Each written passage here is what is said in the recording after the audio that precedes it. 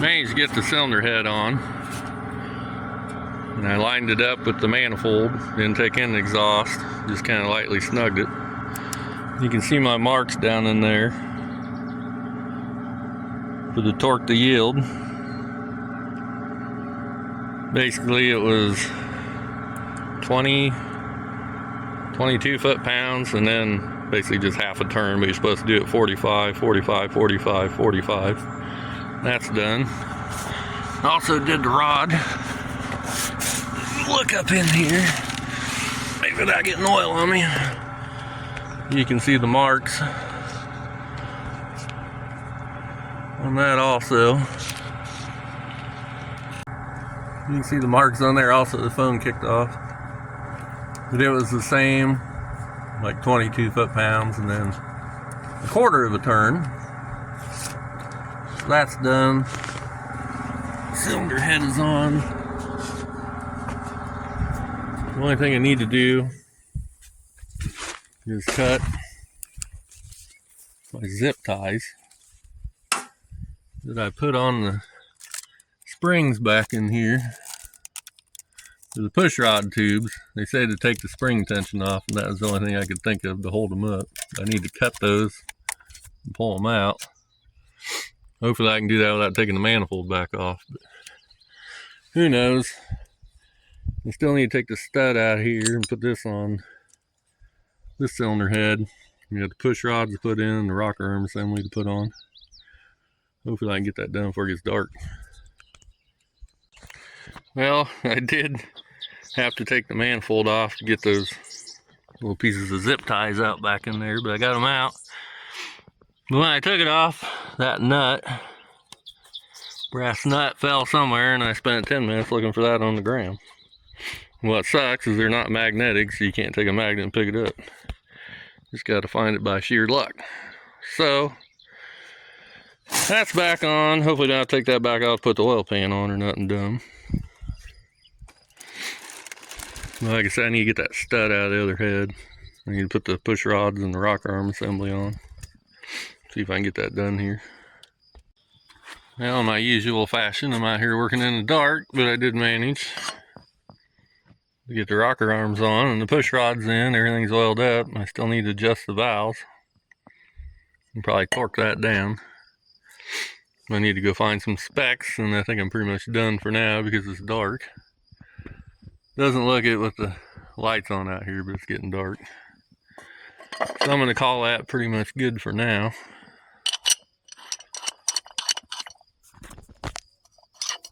Until I get a chance to get that stupid bolt lined up.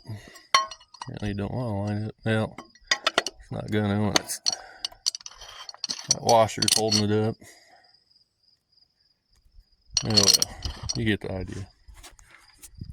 Get this covered back up in case it rains, but I don't think it's supposed to, and get the oil pan on, and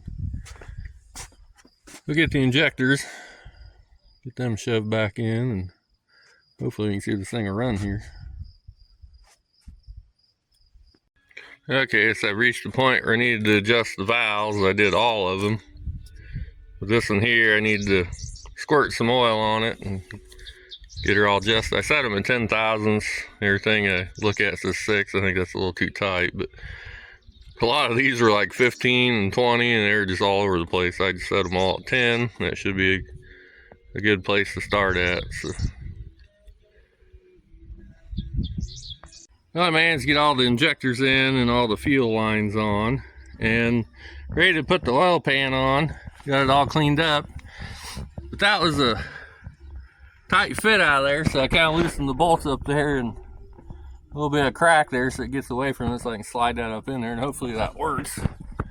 There's like bolts up in here. Just bolt that to the 2 there and 2 there, and then 2 go through the oil pan to hold the front end of the engine. Hopefully I can get that slid up in here. I'm cleaning the bolts up at the moment. Okay, so I did get the oil pan back on. It's full of oil, but just been slowly putting it back together. Getting to a good point where I'm just about ready to start it. I need to dump fuel in it, make sure it's getting fuel down to the pump, and I need to go find a battery. I haven't stuck the front axle back underneath it yet. It's sitting on some jack stands holding the front up, but I just want to see if it's going to run first before I do anything getting it too far back there in case something stupid happens. You never know, but hopefully it'll take off. We'll find out here after a bit, after getting fuel on the battery. Go hunt something. See if I can get it to pitter putter. So I took the fuel hose off, wanted to make sure it's going to get fuel down there, and nothing was running. I'm like, I just dumped fuel in, I loosened that up, and fuel was coming out. So I took the little banjo fitting off down there. It was packed full of crap. It's a little cleaner now than it was, but yeah, that's like all nasty black gunk too. Maybe a little rust, I don't know. But I need to get that cleaned up and get that back in. At least it's dripping fuel now. The shut off. Took a while to fill the filter up, but it started running. So I need to get that cleaned up and maybe we'll be in business here. Okay, back on the DEUTZ here, but the other day I did try to start it. I was going to show it, but I didn't end up doing that because my uncle was saying there was a leak on the tractor. We did get it to fire. It took off and it started puking oil out back here. Where he thought it was leaking oil at, it was just puking oil out of there between that cap and the valve. I figured there's an O-ring or something in there, but I took it apart and this cap was cracked. You can see I put some JB weld on it, but somebody did that before. So I figured I ain't got nothing to lose. I'll just re-JB weld it and stick it back on there and see if it leaks. At least gonna get it running and see if it runs and moves. But it was puking oil out of there. There's a pretty good pile on the ground. We didn't have it run very long, but did top off the oil. Hydraulic oil's back here. And I'm gonna stick this back on. Start up, see if it leaks. I did this yesterday. It's been sitting for a while. Hopefully it's hard enough. But what I was wanting to do is buy a new one. You Google that number down in there. You can buy a new one, but you want $100 for that thing.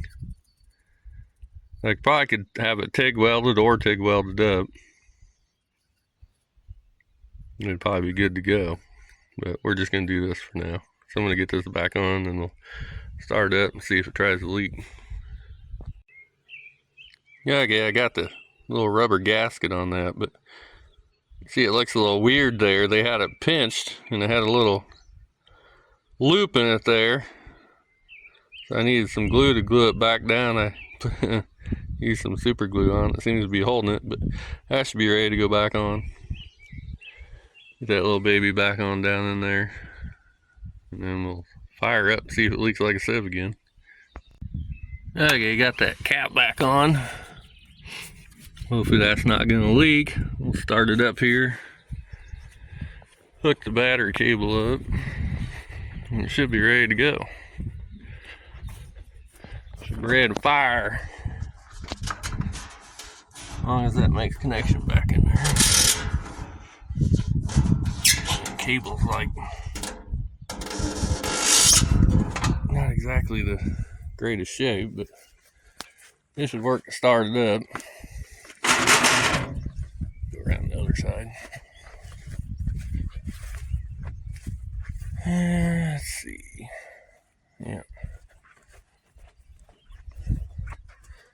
Make sure it's in neutral. I don't know if this key does anything or not, but pull the switch out and it should take off. So, see what she does.